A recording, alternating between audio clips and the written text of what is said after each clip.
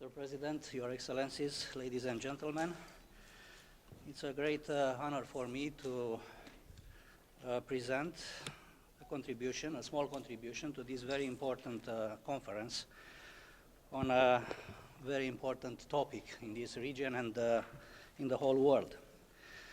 I'm a professor of philosophy at the University of Bucharest, and the topic of my paper is toleration and charity in the context of the culture, history, and geopolitics in this part of the world. Levant has always been a geopolitical and cultural space of great and lasting achievements. However, now and then, it has also been a place of political confrontation, turmoil, and dissolution. This is why, in my paper, I want to share with you some timely ideas of importance about how could one improve the relationships between individual people, groups, and nations in this space of multiculturalism and of very diverse languages, cultures, and history. It is very likely that the most difficult task of moral and political philosophy has been that of assessing comprehensive views which contradict each other, not so much in what concerns the interests expressed by individuals, but in regards to what is considered to be of genuine value. If individuals do not agree with each other about what constitutes a good and valuable life, then they would probably end up having dramatic conflicts, even if their actions are motivated by honest, altruistic attitude. Our deep beliefs about what is good and valuable for the life of all the individuals in our own community will prompt us to use the coercive mechanisms of the state in order to achieve the desiderata in the ideals that we share, not only for our own sake, but also for those who happen not to share the same vision on the values and meaningfulness of a good life. Of course, those who disagree with us will try to make use of the institutions of the state in the very same way as we do in order to promote and support their own values and ideals. Unfortunately, as we know too well from history, the deep disagreements concerning values can turn into very traumatic conflicts to a much greater extent than mere conflicts of interests. Now, some of our value disagreements can be resolved through political mechanisms triggered by the public debates concerning the goals of our actions, debates which aim at giving strong support to the policies which promote those goals. However, some other disagreements, which go more deeply, cannot have the usual political solutions. Here we can include deep religious differences and also certain philosophical beliefs concerning the value and the ultimate meaning of life. But now, when the regular political mechanisms for acquiring social and political stability fail to produce the outcomes we wish, is there a more subtle mechanism which could keep disagreements within reasonable and non-explosive bounds?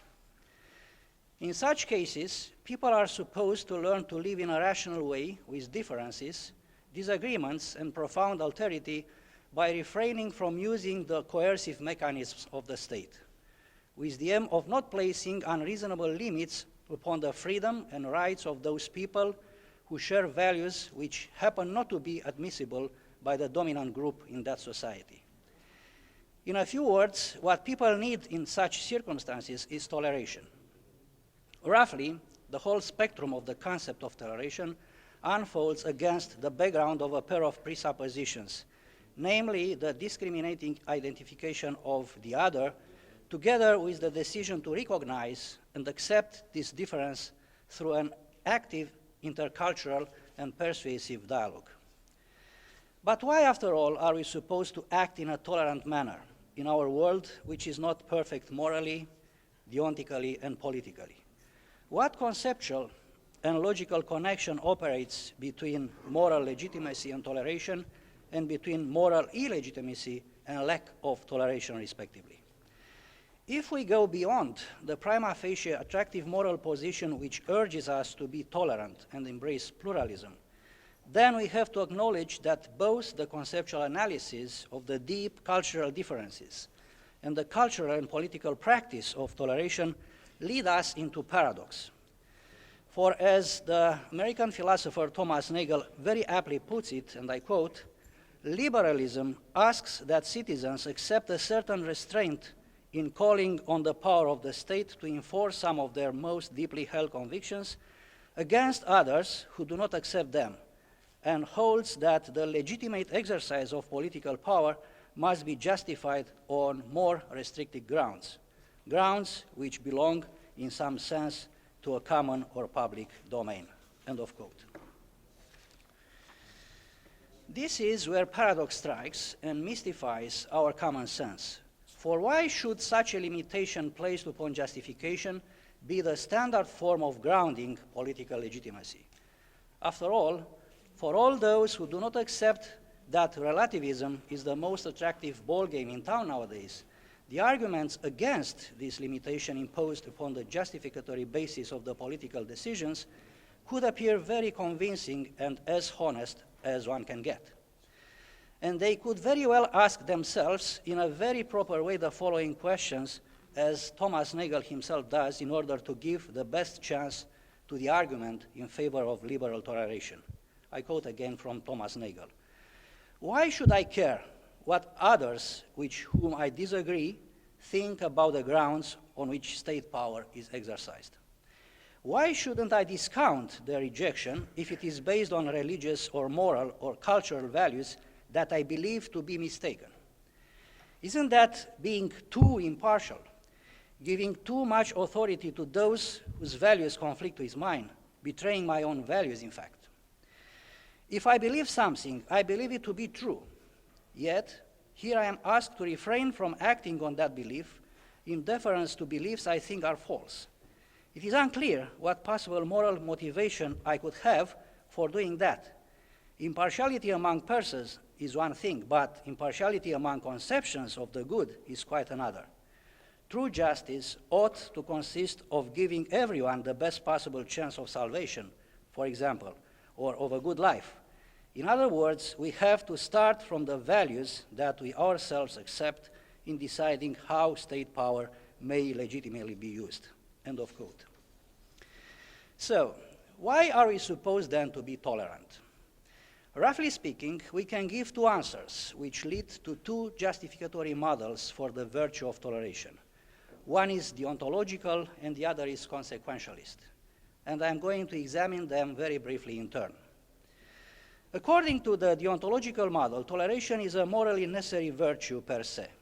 Toleration is required by the logic of the communitarian life when there are at least two groups which are positioned asymmetrically with regard to the normative center of the political and epistemic power. In order to comply with the requirements of toleration, the group which controls the power in this asymmetrical relation should accept restraint on its means of coercion, which may very well be rooted in the exercise of its political power, and to build, in an alternative way, strong argumentative strategies which are persuasive and rational, maybe even compelling. We get thus to the key term for understanding the deontological concept of toleration. We can be tolerant in the name of reason, establishing that everybody is entitled to have his or her own opinion, and that the principle of this right is rationality. But we can also be tolerant in the name of our various failures in acting rationally, recognizing that we don't have access to the absolute universal truth, and therefore to the ultimate certainty, and thus our claim to be always right has no grounds. What is implied here are two principles whose meaningfulness is crucial for a profound understanding of important philosophical principles which are recurrent in many quarters of contemporary systematic philosophy, such as philosophy of mind, philosophy of language, epistemology, and ethics. What I mean here is the principle of charity and the principle of epistemic fallibilism. If we follow closely the principle of charity, we will see right away how the idea of toleration is essentially contained in our common mental and moral attitudes. To make this clear, it is worth pointing to the highly influential remarks that the American philosopher Donald Davidson made on this subject in the context of his seminal discussion in Philosophy of Mind. One of the crucial premises of this conception is that the practice of attributing mental states such as beliefs or wishes to individuals is governed by principles of rationality. Those principles of rationality warrant that the total set of intentional states that we attribute to a subject and through which one can interpret and predict her actions under normal circumstances will be as coherent and as rational as possible. The principles of rationality which govern the attribution of intentional states encapsulate the idea that, and I quote from Davidson, we can, however, take it as given that most beliefs are correct. The reason for this is that a belief is identified by its location in a pattern of beliefs. It is this pattern that determines the subject matter of the belief, what the belief is about, end of quote. What follows from this epistemic duty that we have towards others as interpreters of their utterances and actions is that we should be charitable in the interpretation of their intentional states and that we should refrain ourselves from attributing to them obviously contradictory beliefs, even when the sentences that they utter are incompatible with the beliefs that we share, or even worse, when their sentences have the surface form of a logical contradiction. To sum up, the principle of charity will be encapsulated within the following thesis.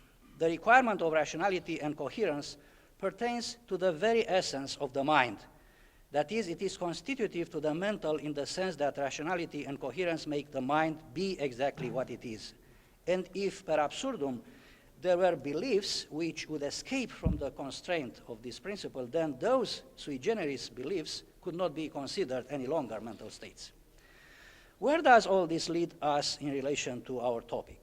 Davidson, again, is crystal clear about this, and I quote, "Since charity is not an option, but a condition of having a workable theory, it is meaningless to suggest that we might fall into massive error by endorsing it. Charity is forced on us, whether we like it or not. If we want to understand others, we must count them right in most matters. If we can produce a theory that reconciles charity and the formal conditions for a theory, we have done all that could be done to ensure communication. Nothing more is possible and nothing more is needed," end of quote. Summing up the deontological concept of toleration, the Davidsonian principle of charity requires us to prefer theories of interpretation which minimize the disagreements. This is why making an appeal to charity and ipso facto to toleration is somehow inevitable. The current crisis of the concept of toleration erodes this principle of charity, which is so generous, and it is also fed in its turn by a very feeble and incomplete application of it. For, as Donald Davidson rightly emphasizes, minimizing disagreements or maximizing agreement is a confused ideal. The aim of interpretation is not agreement, but understanding, end of quote. We also have to be tolerant due to our epistemic fallibilism. We have no access whatsoever to absolute truth and certainty in what concerns those things which are of utmost importance for the moral, religious, and political life of our own community. Since our own moral and political beliefs that we praise mostly and consider honestly and with some grounds right may be nevertheless wrong, it is reasonable to acknowledge that those who do not share our fundamental commitments are as entitled epistemically as we are, according to their own justification, to contrary opinions. Now, according to the consequentialist model, toleration appears as a political tool for alleviating dangerous disagreements or tensions which are a threat to the social order. If what we are looking for is a social and political stability compact, then it is reasonable to not discriminate and accept things which otherwise we had strong reasons to disagree with and reject. In short, making a consequentialist calculus, we see that there are more numerous reasons by far for being tolerant than for being fanatical and intolerant. I shall finish my presentation by making a short remark on one of the sources of the current pathology of the concept and practice of toleration. This motivates what can be called a paradox of toleration. How should we react when confronted with intolerance? What are the limits of toleration in relation to fanaticism and to what is intolerable? Is it possible, and if so, is it desirable to find a rational grounding for accepting what is otherwise unacceptable? Again, Thomas Nagel also sees that real problem and danger behind this form of unbounded and unreflective toleration when he speaks about the over-exaggeration of positive discrimination, better known today as the affirmative action policy. So what's all this about? Toleration plays, as it were, the role of the middle term between freedom of speech and opinion, for according to John Stuart Mill, toleration is a necessary product of liberty, and political equality, for according to John Rawls, toleration is logically correlated to equality. It is a real challenge then to keep a dynamic equilibrium between the individual and social justice on the one hand, and freedom of speech and opinion on the other hand.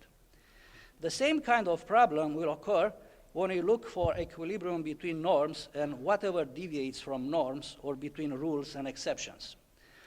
The current tendency is to focus upon, sometimes even to overemphasize, the value of equality.